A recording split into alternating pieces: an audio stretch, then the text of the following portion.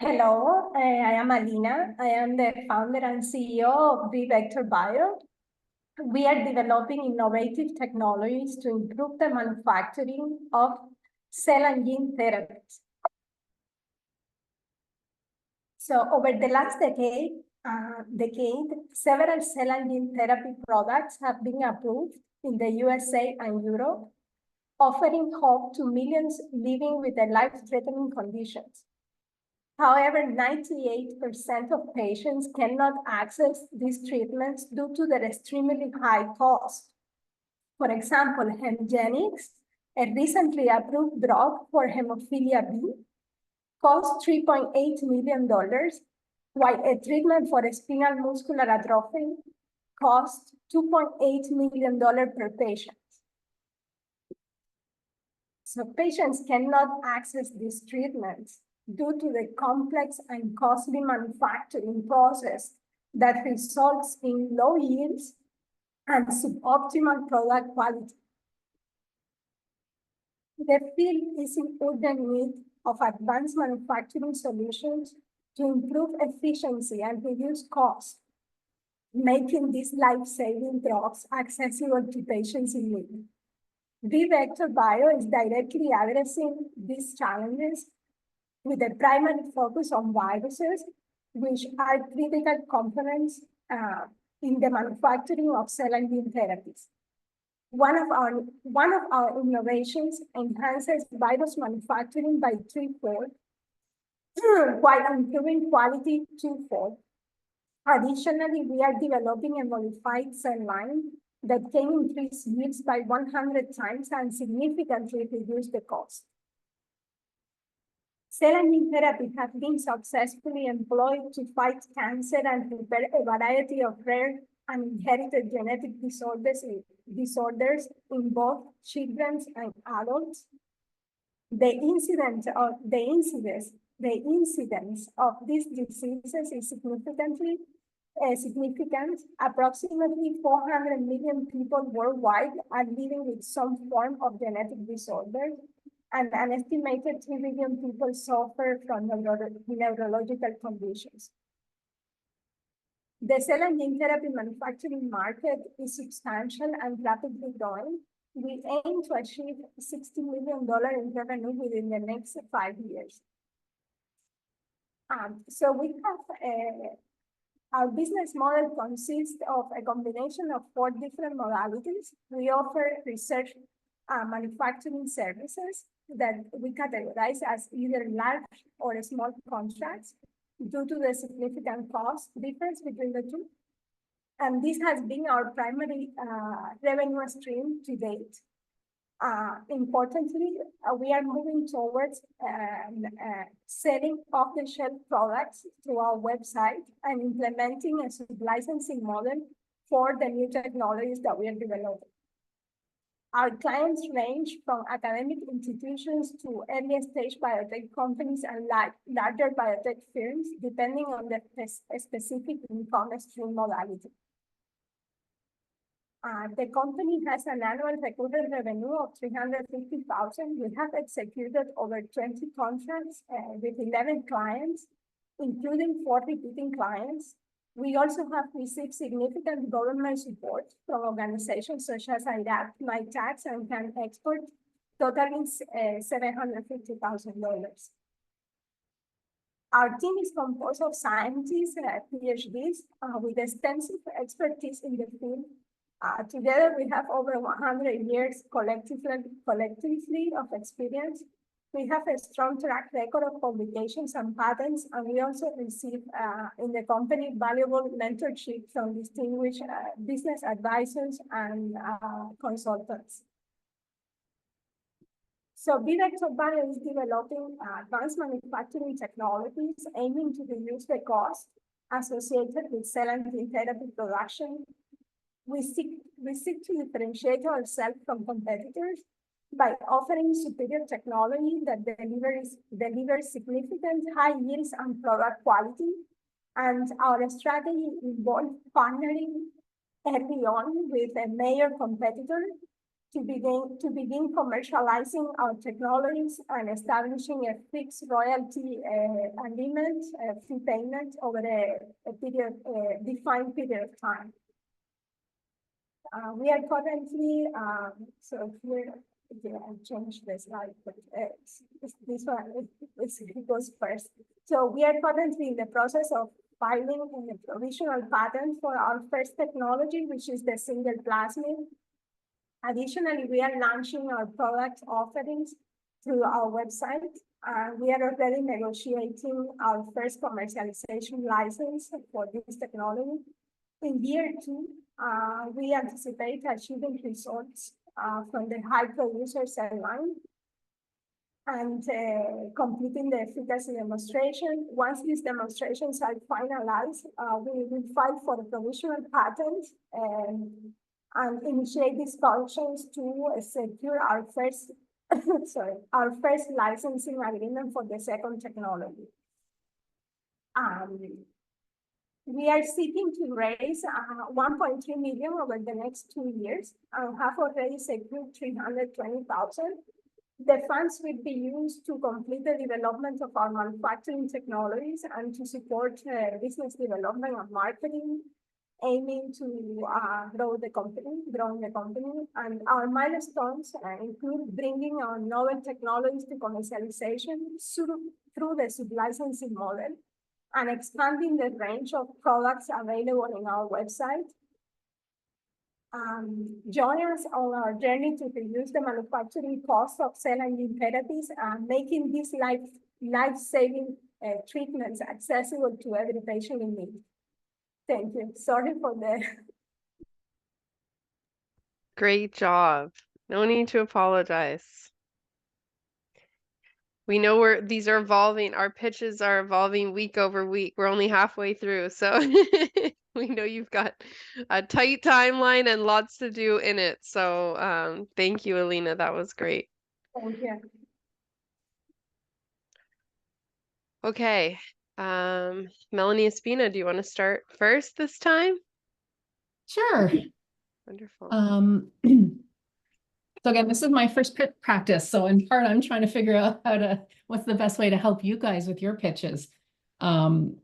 This time around, I kind of paid a little bit more attention to what you were doing on each slide as we went through. And I noticed, so you started with a little bit about the problem, mentioning hemophilia and the other condition. Then you went to kind of what your product, your innovation is. Then you went back to the problem. And then after that, you started talking about the market. One thing that it kind of got me thinking of is if this technology becomes cheap and becomes efficient, is there another medical condition? Like, is there a medical condition that affects a ton of people that this could solve? Because hemophilia is a fairly, it's not something that everybody thinks of. Oh yeah, I know a lot of people with that. This is going to have a big effect on their life if they don't have to pay $3.5 million. So I don't know the answer to that. And maybe you do, maybe you don't, but trying to communicate that, like once this is cheap and once this is fast, there's this massive group of customers out there that we can serve by this. What I was kind of trying to do here, but maybe it didn't work. So let's so I kind of saw that coming. So here, as you say, I kind of introduced the problem with the cost, the problem of the manufacturing, my technology, and then I come back to the size of the market and how big this is, because these cell and gene therapies are also a solution and can be a promising treatment for cancer. For neurological conditions. So it's a wide target indications, I would say, widen the target indications. So that's why the market is big. And I knew this might get lost just so maybe try and pull that out a teeny bit more with like something that the your investors or whatever could identify with a condition. Just after this one, I also talked about I mean, maybe a little bit more clarity, your slide where you basically talk about this is what we're doing, a teeny bit more clarity on like what it is and why it's an innovation compared with what all these other expensive companies are doing? Like why it's so cool and like why are you guys able to do it and no one else has done it yet? What's so different about what you guys are doing? How reproducible is what you're doing? I know you talked about patenting, which is great, and maybe a little bit of an explanation about how well does your patent protect you from other companies copying you? And then kind of as you were going, my biggest question, and it was kind of half answered, was like, are you a company that is developing this technology to, you know, kind of to sell the technology, or are you like all in on being a manufacturer? Like you want to be the biggest manufacturer in the world of cell and gene therapies, and you're going to expand and create manufacturing facilities everywhere? Or is the ultimate goal to like perfect this and then sell it to those giant companies? Yes, technology development and sell it to the big players. This is Okay. yeah. So then in terms of, and I don't know how much you should get into this in your pitch, but like where you're spending your time and energy, if you're spending all your time and energy on like gaining customers for manufacturing, when you're actually going to be trying to sell this to other companies, just kind of look at where you're directing your resources. We are not looking to sell it ourselves. We want to partner with a large, Okay. large pharma company, and they commercialize it and they pay us. This is what we want to do because we know the complexity of this and how long it might take to get there and get the credit, you know. So we want them to try it, see that it's superior, and then they will adopt and sell it themselves. So this is our business model, but maybe I should make it more clear. Great. Well, thanks again. Thank you. Hi, Alina. Hi. Yeah, really great questions. And honestly, like I'm still trying to wrap my head around everything. I feel like I need to sit with this for a bit to really understand what all the pieces are, and like the information you just gave about wanting to partner with one large pharma company or multiple large pharma companies. It has to be one. One. Because they don't like it. So when you want to license to them, they want exclusivity. Right. We are trying to keep ourselves the right to sell it ourselves without giving anybody else right to sell it. But I think they are kind of ambitious. Right. But it's really profitable. The market is really big. So I think I'm missing the financial projections, but it's still a super viable business model. Okay. Yeah, I think that because this is not my area of expertise, I have no understanding really of how you're going to make money from this. And I know it's probably also ways off. I appreciated that you do have that roadmap in there. I'd almost want that pushed up to get a good sense of like, how are you and your team approaching this problem in this area where you have these clinical trials, these take time. Your business model is, I'm assuming, difficult. I don't know, but like that's what I would love to know is like in really simple words, how are you going from where you are today and where exactly is that where are you in your development process, and how you're getting to that sale, and how are you getting to the return on investment of the 1.3 million, because that wasn't clear, like on the ask, that to me it was like, how long will that 1.3 million last, and when will it accomplish in terms of returns for the investors? 2 years. Sorry, it's for 2 years. 2 years. Okay. Yeah, and like how far along does that get you to that sale, to that big pharma company, you know, and what does that money look like? So I think that the financial piece of it, especially with these with companies that are a lot more science heavy, I often see investors really wanting a lot more information on the financials and understanding that you have that business mentality and not just the like technical side of it. Now, what I also got caught on, and I'd love some clarification, is when you were like, I appreciated that you were implementing a bit of like, trust me, we've already been doing work in this space. We have 350K ARR. But is that for consulting? No, it's manufacturing services. So we Manufacturing services. Okay. produce the product and we deliver it to clients. Okay. It's not consulting, no. But Okay. I had this question before, so maybe I think rewording that again for someone who doesn't know this space and like doesn't know that people like you exist. You know what I mean? That have companies like you exist. I've never needed to hire someone to do what you do. We have a wet lab with bioreactors, with everything. We do the productions, we give it to clients. So it's a full manufacturing process that we do here. And this is how we have come to learn what technologies are needed and what kind of to do. So Okay, so cool. I love it. So what I would love then is to have more of that story from the front, because you kind of plop in there that you guys have already been a business and that you're making money, but it feels like you're trying to like trust me that you know this business, but I'm like, I don't even know what that means. And like the 350K ARR does have anything to do with your ask and the return on investment. And I get a bit confused at that point. So maybe this can be more your story is the momentum story, or this is where we started. Like we've been building this business. So you're already establishing trust from the beginning that you not only have like the technical knowledge, but the business knowledge. So we've been building this business. Through building this business, we learned that these are the gaps in the market, and we knew how to address that. So now we are addressing it, and that's what this looks like. So just even moving your personal story also would give me why you care a bit more. Like I'd have a little bit more established trust in why you from the beginning. So I think especially when you're dealing with investors who aren't familiar with your space, that's going to be, let's just push that up to the beginning.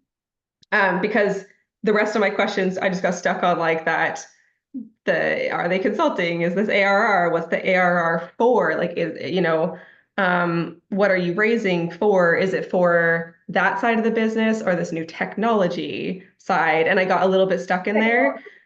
Yeah. So I kind of assumed that, but you need to help us along. Like don't I guess like as much as possible try to really like spell things out for the investors. They don't need to make the assumptions on those kind of basic pieces. And I would love to know to the other Melanie's point, like why are you starting with hemophilia and the other one that I also don't remember? Just two examples of the cost of these things in the market. Okay.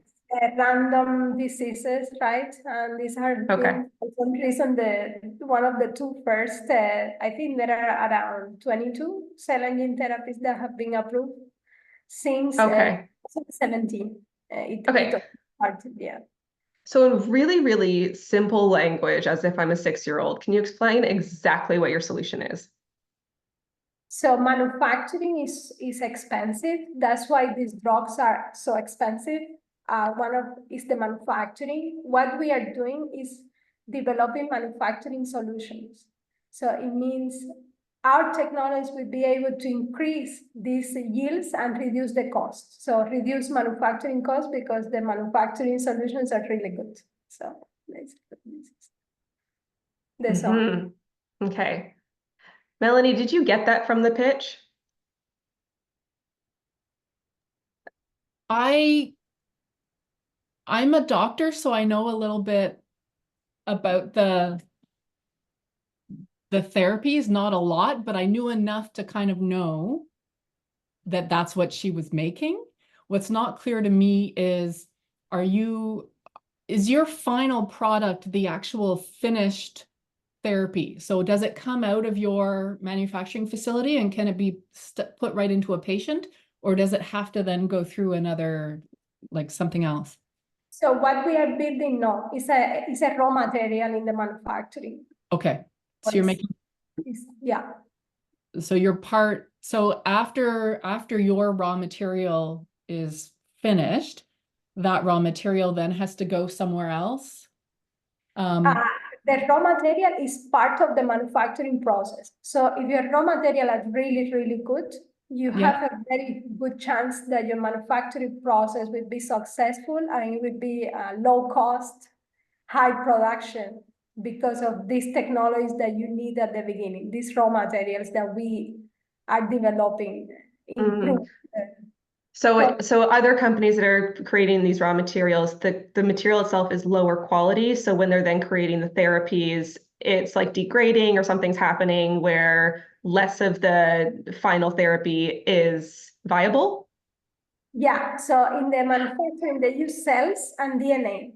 So this is what we are doing. We have better cells, better DNA, so they will get better production at the end. Say that. Say something simple like that. And like, so rewatch this.